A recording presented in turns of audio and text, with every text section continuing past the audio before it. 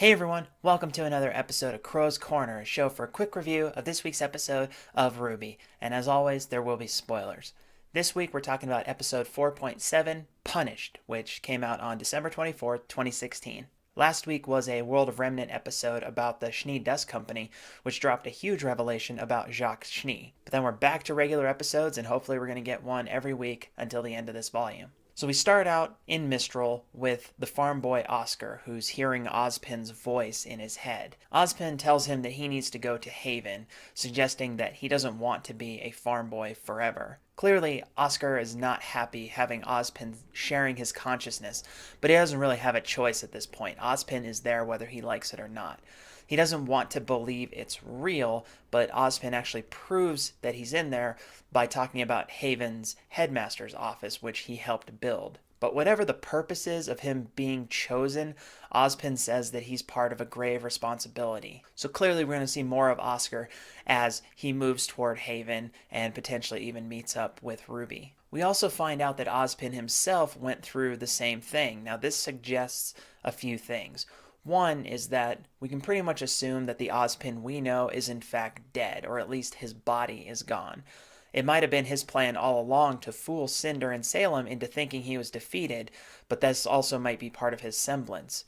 And that is, Ozpin has the ability to transmit his consciousness to other bodies, which thus makes him immortal in a sense. He can combine their aura, which also brings up the question of Pyrrha when she unlocked Jean's aura in Season 1. He also said that he helped build Haven, which means he is very old, not just an old man who's in charge of a school. He is much older than that. And that gives all the more credence to the theory that Ozpin might be this wizard of myth, or whatever semblance he has is basically able to keep him alive indefinitely. We then return to the aftermath of Weiss's actions in Atlas and the fury of her father Jacques. After the fundraiser at which Weiss basically attacked one of the other guests with her semblance, Jacques claims that Weiss actually hurt the company, because again, Jacques is really only concerned with the company. Weiss is just a pawn in his grand game. But Weiss wants to leave, even though Jacques won't let her. He essentially makes her a prisoner in her own home. It's clear here that he harbors some resentment toward Winter for leaving, and he doesn't want Weiss to choose that same path. To him, the business is all that matters. He won't let the Schnee name become anything else. But Weiss rightfully reminds him that it is her family name and not his, which is what we found out in that World of Remnant episode.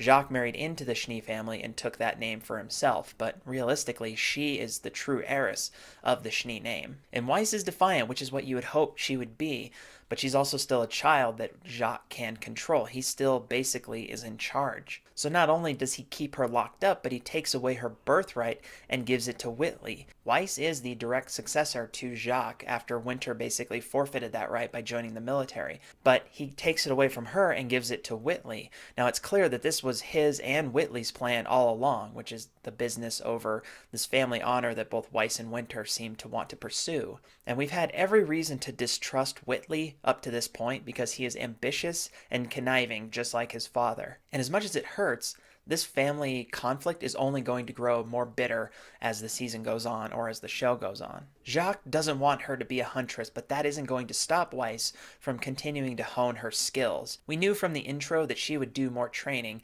and I'm glad that she isn't down for long. She cried a little bit, but she immediately got back up and starts her training, because that's the Weiss that we want to see. That's the Team RWBY we want to see. And then finally we return to the cliffhanger from last episode with Qrow fighting Tyrion in Oniyuri. Qrow is obviously known, but he doesn't know who Tyrion is, but he does deduce he works for Salem when Tyrion does his whole, "oh, my queen" type of thing. And again, RWBY and friends know very little about their enemy, and that needs to change very soon. Hopefully we see that moving forward, that they start to get some information, because they are really just wandering around blindly at this point. And thus begins the fight between Qrow and Tyrion, and they're two very skilled fighters at that. But Qrow also wants Team Ranger to stay away. They try to get into the fight, but he tells them to stay away. As we saw last episode, Tyrion is absolutely dangerous, but we also know that Qrow is a master himself, if we remember the fight between him and Winter. But for all of their skill and their willpower,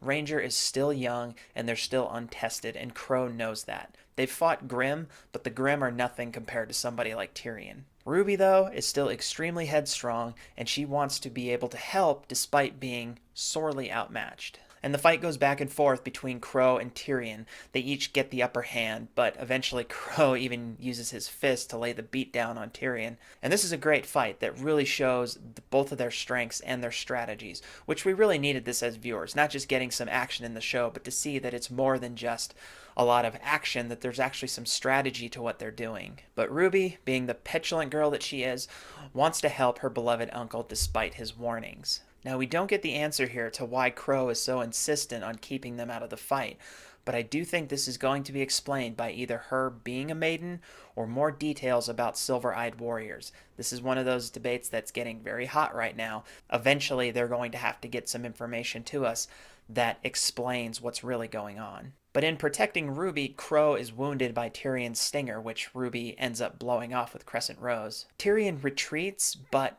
now we have to worry about Qrow, because we know nothing about Tyrion's venom. We don't know if that's something that is fatal or if it's just going to wound.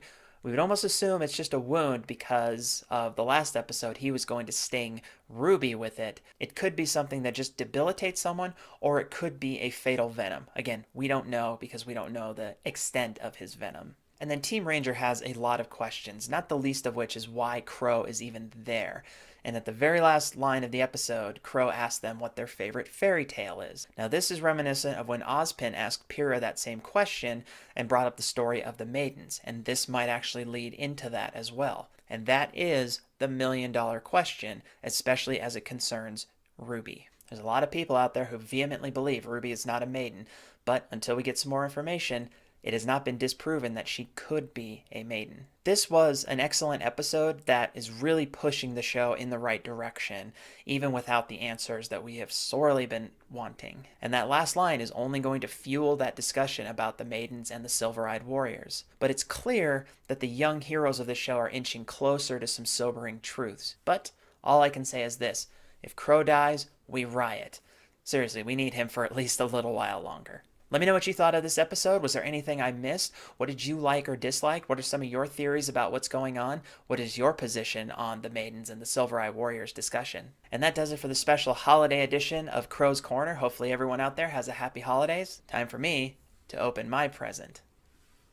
Happy holidays, and I'll see you guys next time. Bye-bye.